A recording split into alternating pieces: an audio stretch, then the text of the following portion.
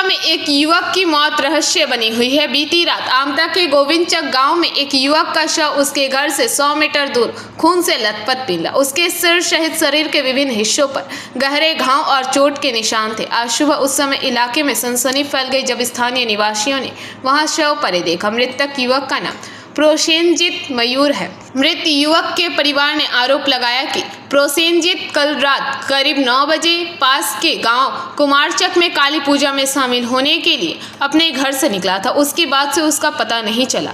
आज सुबह प्रोसेनजीत का रक्त रंजित शव उसके घर से 100 मीटर दूर खेल के मैदान में पड़ा मिला।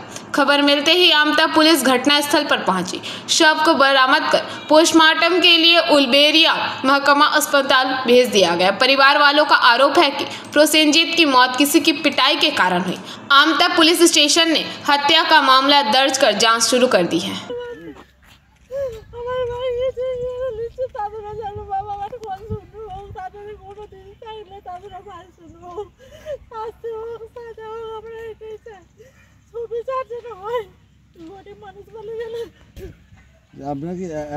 Bureau report PVTV news.